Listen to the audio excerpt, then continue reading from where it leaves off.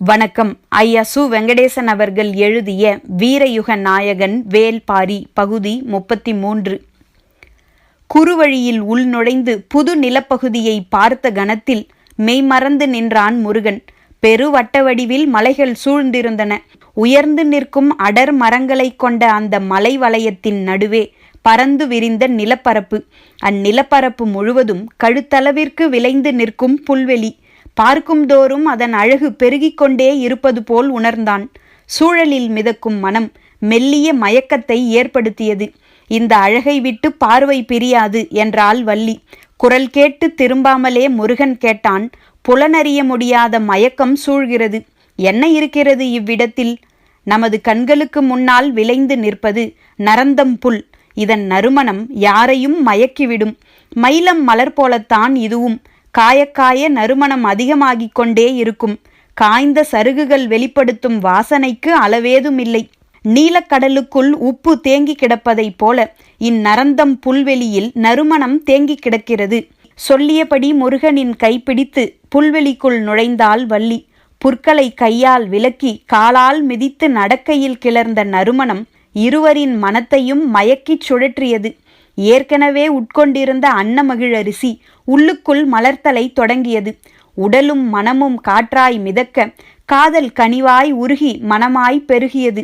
அவர்களின் பார்வைக்கு முன் பறவைகளும் விலங்கினங்களும் குறுக்கும் நெடுக்குமாக கடந்தபடி இருந்தன. பார்வையில் கடக்கும் அவற்றின் மீது எண்ணங்கள் நிலை கொள்ளவில்லை. மயக்கத்தின் முழு நிலையில் இருந்தான் முருகன். ஆனால் காதலின் துடிப்பு உள்ளத்தில் விசையை கூட்டியபடி இருந்தது. முருகனின் ஆழ்மனம் விழித்திருந்தது. இது வெறும் மயக்கம் என்றால் நாம் எப்பொழுதோ நினைவை தவறவிட்டிருக்க வேண்டும். ஆனால் இப்பொழுதும் நினைவிருக்கிறது. மயங்கிய மனம் காதலை தவிர வேறெதிலும் நிலை கொள்ள மறுக்கிறது. என்ன நிகழ்கிறது இங்கு? வள்ளி கைப்பிடித்து முருகனை அழைத்துச் சென்றாள். மயக்கம் தெளிய தெளிய ஆழ் மயக்கத்துக்குள் அவர்கள் நுழைந்தனர். புல்வெளியின் நடுவில் இருந்த சிறுமேட்டில் அமர்ந்தாள் வள்ளி. அமர்ந்த கணம் அவள் மடிதனில் சாய்ந்தான் முருகன். தனது மடியில் அவன் முகம் ஏந்தியபடி எதையோ சொல்ல வாயெடுத்தாள். சொல்லின்றி அமைதியானாள். அவள் முகம் பார்த்த முருகனுக்கு எல்லாம் புரிந்தது. கனநேரம் ஏழிலை பாலையின் அணுக்கத்தில் நிறுத்தி மலர வைத்தேன். நீயோ காலம் முழுவதும் மலர வைக்க வழி செய்கிறாய். நிலமகள் நீ. உனது ஆற்றல் என்னை நோக்கி கடத்தும் காதல் எதிர்கொள்ள முடியாததாக இருக்கிறது. உள்நுழைந்த நறுமணமாய் உனக்குள் மறைகிறேன் நான். நறுமணம் சூழ்கொண்டிருக்கும் கருப்பைதான் அம்மலைக்குடுவை. அதன் நடுவில் இருந்த சிறுமேட்டில் வானம் பார்த்து படுத்திருந்தனர் இருவரும். நிறை இருள் கொண்டு வானம் கருத்திருக்க எங்கும் விண்மீன்கள் ஒளி வீசின. காதலில் தெளியும் பொழுதுதான் மயக்கத்தின் ஆழம் புரிகிறது. ஆழத்தை அறியும் பொழுதுதான் அது அறிய முடியாத இடமென்ற உண்மை உரைக்கிறது. அன்னமகிழரிசி உடலை மலர வைத்தது. நரந்தம் புல் மனதை மலர வைத்தது. வள்ளியின் அணுக்கம் மலர்தலில் வாழ வைத்தது. வள்ளி சொன்னால், இவ்விடத்தில் இணையோடு இருக்கும் உயிரினங்கள் மட்டுமே தங்க முடியும். நரந்தம் புல் கிளர்த்தும் மனவெழுச்சி தனித்த உயிரினத்தை விரட்டிவிடும். பறவைகளும் விலங்கினங்களும் நீங்காத மயக்கம் கொண்டு காதலில் திளைத்திருக்கின்றன. பார்த்து கொண்டுதானே இருக்கிறேன். புலிகளுக்கு முன் இணைமான்கள் மலர் உண்ணுகின்றன. மான் உண்ணாத மலரில் வண்டுகள் நிலை கொள்கின்றன. ஆண் மலரின் மகரமும் பெண் மலரின் சூலகமும் இதழின்றி மலர்கின்றன. இவ்வியப்பு வேறெங்கு நிகழும்? விண்மீன்களை பார்த்தபடி இருவரும் பேசிக்கொண்டிருந்தனர். இரவு நகர்தலற்று நிலை கொண்டிருந்தது. முருகனின் கண்கள் வானத்தை பார்த்து குறிப்பிட்ட விண்மீன் கூட்டத்தையே உற்று நோக்கின. வளைந்தோடும் ஆறு போல இருக்கும் அவ்விண்மீன் கூட்டத்தை பார் என்றான் முருகன். எங்கே என்று கேட்டபடி வள்ளியின் கண்கள் தேடின. விரல் நீட்டி அதன் வளைவுகளை சொல்லிக் கொடுத்தான். 6 புள்ளிகள் வளைவு கொண்டு மின்னின. நீண்ட நேரம் அதனையே பார்த்தாள் வள்ளி. முருகன் செங்கடம்பின் மாலை அணிந்தபடி படுத்திருந்தான். வள்ளியின் மேனியெல்லாம் அதன் மனம் வீசியபடி இருந்தது. மாலையில்லாத தனது உடலில் மணக்கும் செங்கடம்பின் வாசனையை நுகர்ந்தபடி இடப்புறம் திரும்பினாள். முருகனின் மேனியில் உதிராத இதழ்களோடு அவை இருப்பதை பார்த்தபடி புன்னகையோடு சொன்னாள், மாலை மார்பன். மனதுக்குள் பொங்கும் காதலோடு முருகன் சொன்னான், மாமலர் கோதை. கூடிய வெட்கத்தோடு குழைந்து சொன்னாள், அழகின் வடிவு நீ. இதழ் முத்தம் போல வாங்கியவற்றையே வழங்கினான். வடிவின் அழகு நீ. சிதறிய சிரிப்போடு மீண்டும் தலை சாய்த்து விண்ணை பார்த்தாள். சொல் சுழல பொருளும் சுழன்றது. செங்கடம்ப மாலை இப்பொழுது வள்ளியின் மேல் படர்ந்திருந்தது. இமை சொருகினாள். அவ்விண்மீன்களின் வளைவை என் மீது சுற்றுவது போல் இருக்கிறது உனது விரல்களின் தொடுதல். முருகனின் மூச்சுக்காற்று மட்டுமே மறுமொழியாய் இருந்தது. காற்றிலே வந்த மறுமொழி கண்டு வள்ளி சொன்னாள், அனலெறியும் காதல் ஒளியுருக்கி ஊற்றுகிறது. அச்சம் கொள்ள வைக்கும் அணைப்பு. அணைப்பு நீங்கி முருகன் மொழிந்தான், மலைமகள் அச்சம் காணாள். மூடிய இமை திறக்காமலே சொன்னாள், வேலன் மிச்சம் காணான். சொல் கிளர்த்தும் மகிழ்வோடு சொன்னான், காதலில் நான் வேலன் அல்ல. வேட்டையில் மறைந்து கொள்வது உனக்கு புதிதல்ல. வள்ளியின் சொல்லுக்கு மறுசொல் வரவில்லை. சில கணம் கழித்து முருகன் சொன்னான், நான் உன்னுள் மறைந்து கொள்கிறேன். என்னை நீ கண்டறியாதே. சரி, ஆனால் என்னை கண்டறிய உன்னை பின்தொடர்வேன். மறைப்புகள் விலக்கி உன்னுள் புதைந்தெழுவேன். பதிலின்றி இருந்தான் முருகன். அதுவே பதிலாய் அமைந்தது. மறைதலும் தேடலும் கார்காலம் முழுவதும் தொடர்ந்தன. புதைந்தவள் மீண்டாள். மீண்டவன் புதைந்தான். மேகத்தில் தூசி மாறி தும்மல் கொண்டது. பின்னர் கூடும் முகில்களின் கொட்டம் தொடங்கியது. வேப்பமுத்து அளவினை கொண்ட மழைத்துளிகள் கொட்டி தீர்ந்தன. ஒவ்வொரு துளி நீருக்குள்ளும் நரந்தம் புல்லின் மனம் மேலேறியது. மனமேறிய நீரின் துளிகள் வள்ளி முருகனின் வாசனையை கொண்டிருந்தன. புல்வெளியின் பெரும் பரப்பை சுற்றியிருந்த மலைமுகடுகளில் எண்ணிலடங்காத பூக்கள் பூத்து குலுங்கின. கொடிமலர்களும் கொத்து மலர்களும் வண்ணம் வீசி வளைய வந்தன. வேங்கை மரத்தின் கொத்துப்பூக்கள் கரும்பாறையெங்கும் கொட்டி கிடந்தன. உதிர வேங்கையும் மணிமுத்து வேங்கையும் பூத்த வேங்கையும் பாயா வேங்கையும் கொட்டும் மழைத்துளிக்கு இணையாக பூக்களை சொரிந்தன. நெருப்பையொத்த எருழம்பூக்களும் சிறுவட்ட இதழ் கொண்ட எருவை பூக்களும் வெண்ணிற கூதாளி மலரும் பருத்து பேரழகோடு மலரும் புழுகுப்பூக்களும் சூழ்வட்ட மலையை வண்ணக் குவலையாக மாற்றின. கொட்டும் மழையில் பாறை குகைகளில் இருந்த முருகனும் வள்ளியும் மழை நின்ற பொழுதுகளில் நரந்தம் மேட்டில் வந்தமர்வர். மழை நின்ற இரவுகளில் வெளிர்வானில் மின்னும் விண்மீன்களின் அழகு சொல்லி மாளாது. முருகனின் கண்கள் அவற்றையே பார்த்து கொண்டிருந்தன. வளைந்து கிடக்கும் 6 புள்ளி கொண்ட அந்த விண்மீன் கூட்டத்துக்குள் நிலவு சிக்கியிருந்தது. விண்ணில் தெரியும் வியத்தகு ஒளி இணையாய் அது இருந்தது. அவ்வினை கூடியதும் மேகங்கள் ஒன்றுடன் ஒன்று கலந்து நிலம் நோக்கி சரிந்தன. கொட்டும் மழை பொழிய விண்ணுக்கும் மண்ணுக்கும் இடைவெளியின்றி இருந்ததால் ஊற்று கசிவதைப் போல மேகத்திலிருந்து உருகி மண்ணில் ஓடியது மேக நதி. எத்தனை பகலிரவு இப்படி கடந்ததென தெரியாது. மேகம் விலகிய நள்ளிரவுகளில் முருகனின் கண்கள் 6 விண்மீன் கூட்டத்தை கடந்து பயணிக்கும் நிலவின் பாதையையே பார்த்து கொண்டிருந்தன. ஓர் அதிகாலை மழை நின்றவுடன் குகைவிட்டு வெளிவந்த வள்ளியின் கண்களில் முதலில் பட்டன பூத்து நின்ற செங்காந்தல் மலர்கள். செவ்வொளி வீசும் 6 இதழ்களோடு அவை இருப்பதை பார்த்தபடி முருகனை அழைத்து காண்பித்தாள். அவ்விண்மீன் கூட்டத்தின் சுடர்போல் இம்மலர் 6 இதழ்களை கொண்டுள்ளது என்றாள். செவ்விதழ்களை உற்று பார்த்தான் முருகன். இதழின் அடியில் இளம் பசுமை நிறம் இருந்தது. நடுவில் மஞ்சள் மேவி பின்னர் வெண்மையில் கரைந்தது. மேற்பகுதி இளஞ்சிவப்பு, பூண்டு முனை அடர் சிவப்பாய் மிளிரியது. இதே நிறவாகு அவ்விண்மீன் கூட்டத்தில் உள்ளதை முருகனின் கண்கள் பல இரவுகளில் பார்த்துள்ளன. 6 விண்மீனின் அதே குணம் இம்மலரின் 6 இதழ்களிலும் இருக்கின்றன என்றான் முருகன். அப்படியா என்று அவள் கேட்பதற்குள் சொன்னான், இந்நிறங்கள் அனைத்தையும் காதலில் திளைக்கும் வேளையில் உன்னிடமும் கண்டுள்ளேன். வியப்புற்று வள்ளி கேட்டாள், நீ விண்ணை காணும் பொழுதும் என்னைத்தான் கண்டாயா? நீ இன்றி நான் காண விண்ணேது மண்ணேது? சொல்லியபடி செங்காந்தல் மலர் பறித்து வள்ளியின் கூந்தலிற் சூட்டினான். அடர்வானம் கொண்டு கொட்டி தீர்த்த கார்காலத்து அடைமழை விலகத் தொடங்கியது. விரிவானம் மேகமற்று மிதக்க அவ்விண்மீன் கூட்டம் விட்டு நிலவு நகர்ந்தது. நரந்தம் புல் பரப்பில் இருந்து விலகத் தொடங்கினான் முருகன். செங்காந்தல் சூடியபடி அவனுடன் நடந்தாள் வள்ளி. புது இடம் நோக்கி அவளை அழைத்துச் சென்றான் முருகன். மலை உச்சியிலிருந்து அடிவாரக் காட்டுக்கு கீழிறங்கி வந்தனர். அடைமழையின் கூதிர்பருவம் முடிந்து முன்பனி தொடங்கியது. நடுக்கம் அதிகமாகும் முன்பனி பொழுதில் தங்குவதற்கு கொன்றை மரங்கள் அடர்ந்து கிடக்கும் இடுக்கினை பயன்படுத்தினான். குளிர் சற்றே குறையும் பின்னிரவில் படுத்துறங்க கருங்கொன்றையின் உச்சியில் பரணமைத்தான். பனி நடுக்கம் தாளாமல் முயல்கள் கொன்றை மர இடுக்கில் பதுங்கின. அவ்விடுக்கின் உள்ளே கால்களை இருகணைத்து அமர்ந்திருந்தாள் வள்ளி. வள்ளியின் கணப்பில் அண்டின முயல்கள். இரை தேடி வேட்டைக்கு போன முருகன் திரும்பி வந்தபோது வள்ளியின் கணப்பில் முயல்கள் அண்டி இருப்பதை பார்த்தான். நீல் காது அசைய அவை வள்ளியை நோக்கி திரும்பின. வள்ளியின் முகத்தில் புன்முறுவல் இருந்தது.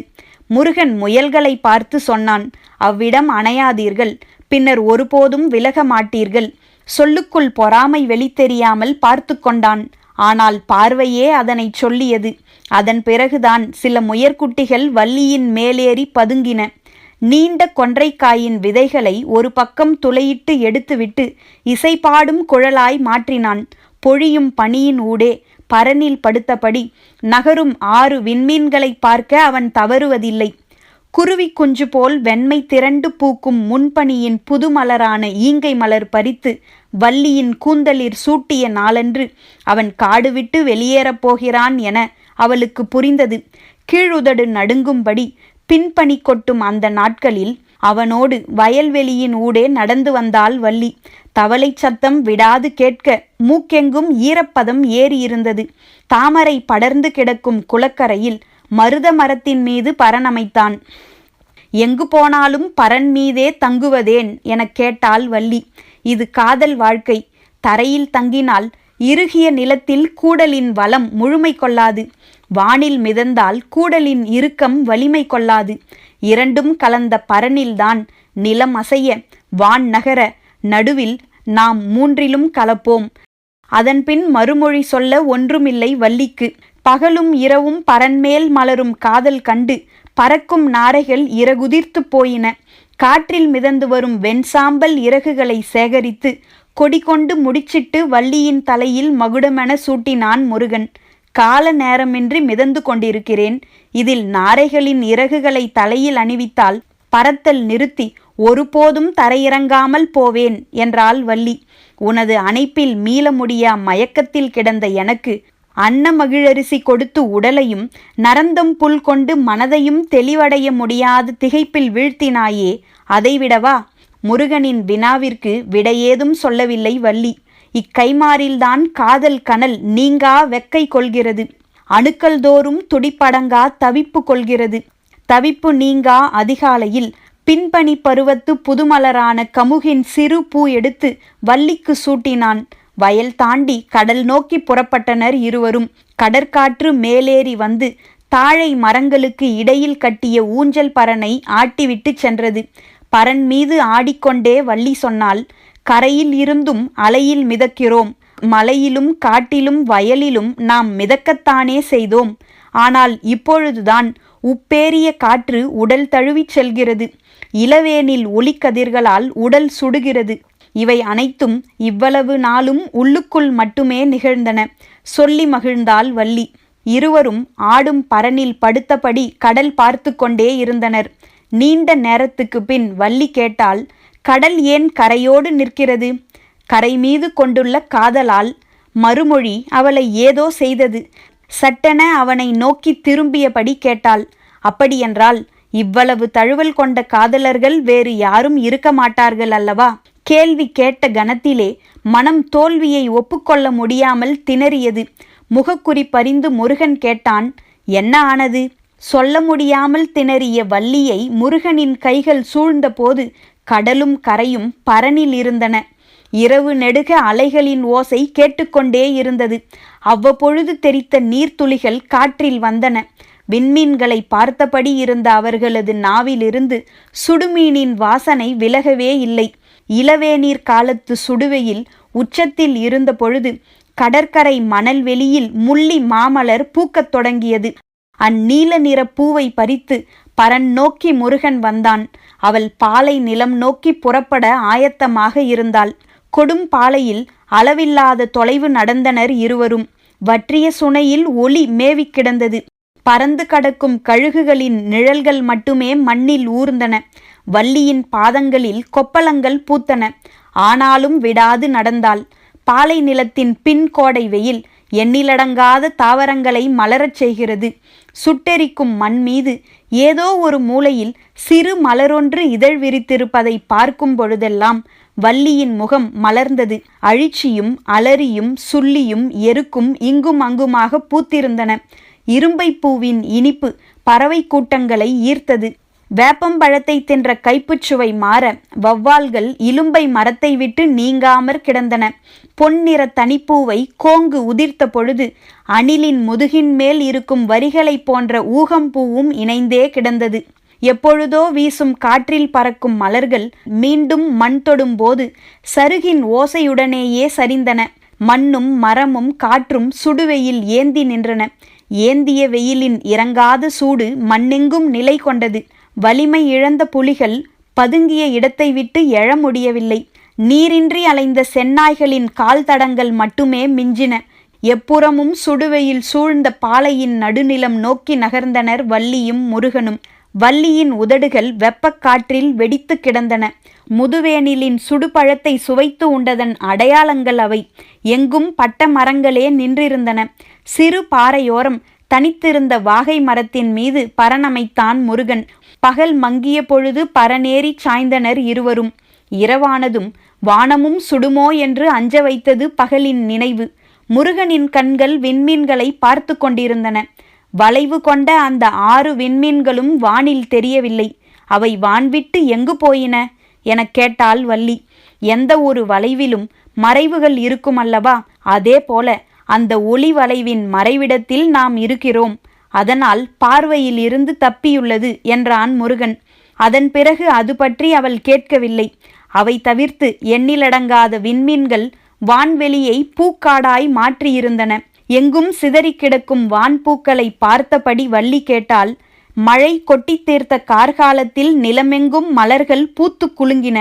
அதன் பிறகு இம்முது கோடையில்தான் எண்ணிலடங்காத பூக்கள் பூக்கின்றன. மற்ற பருவங்களில் இவ்வளவு பூக்கள் பூக்கவில்லையே, ஏன்? முருகனின் முகத்தில் மெல்லிய சிரிப்பொன்று ஓடி மறைந்தது. அவன் சொல்லப்போகும் மறுமொழிக்காக காத்திருந்தாள். மறுமொழி ஏதும் வராமல் நேரம் கடந்தது. முருகனின் சிந்தனை வேறெங்கோ இருக்கிறது என நினைத்த வள்ளி தனது கேள்வியில் இருந்து எண்ணத்தை விலக்கினாள்.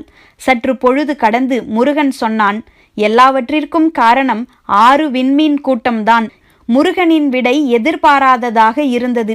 திகைப்புற்ற வள்ளி கேட்டாள், எப்படி? அந்த 6 விண்மீன் கூட்டத்தோடு நிலவு இணைந்திருந்த காலத்தில்தான் கார் மேகங்கள் வானம் எங்கும் நிறைந்திருந்தன. பெருமழை விடாது கொட்டி தீர்த்தது. அதே போல அந்த 6 விண்மீன் கூட்டத்தோடு கதிரவன் இணைந்திருக்கும் இக்காலத்தில் சுடுவெயில் தீயென விடாது பொழிகிறது. நீரும் ஒளியும் தான் மலரென வடிவம் கொள்கின்றன. அதனால்தான் பிற காலங்களை விட இவ்விரு காலங்களிலும் மலர்கள் அதிகமாக மலர்கின்றன. இம்மலர்தலுக்கு காரணம் வளைவு கொண்ட அந்த 6 விண்மீன்கள்தான். முருகனின் விடை முற்றிலும் புதிதாய் தோன்றியது. அதனை உள்வாங்கி மறுவினா தொடுக்க சற்று நேரமானது. அவள் கேட்டாள், அவ்விண்மீன் கூட்டத்தோடு நிலவு இருந்ததை நாம் பார்த்தோம். இப்பொழுது கதிரவன் அக்கூட்டத்தோடு இருக்கிறான் என்று எப்படி சொல்கிறீர்கள்? விண்மீனின் நகர்வுகளை காலம் முழுவதும் பார்த்து கொண்டேதான் இருக்கிறேன். வானின் ஒவ்வொரு பகுதியிலும் அது நகர்ந்து செல்லும் வழித்தடம் எனது மனக்கண்ணில் இருக்கிறது. இப்பொழுது அவற்றோடு இணைந்தே கதிரவன் பயணிக்க வேண்டும். பகல் பயணம் அது. அதனால்தான் இரவில் அவ்விண்மீன் கூட்டம் நம் கண்களுக்கு தெரியவில்லை. காலச் சுழற்சியின் பாதை அதுவே. பதிலுரையால் உறைந்து நின்றாள் வள்ளி. அடுத்த சொல் சொல்ல நா எழாமல் இருந்தது.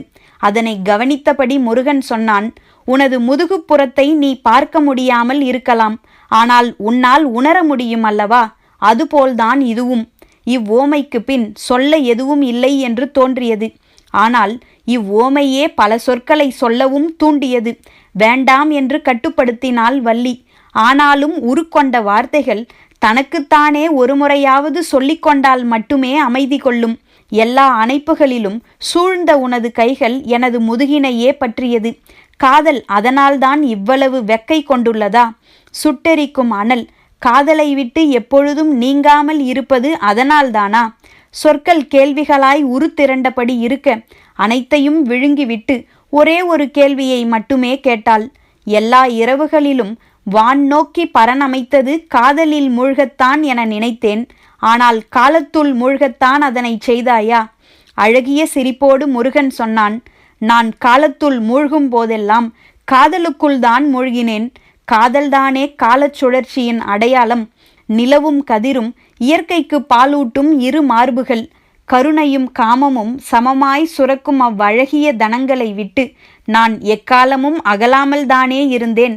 அணைப்பு நீங்காமல் அதனை அறிந்தவள் நீதானே. சொல் கிளர்த்தும் காதல் உடலெங்கும் பொங்க செய்வதறியாமல் நின்றாள் வள்ளி.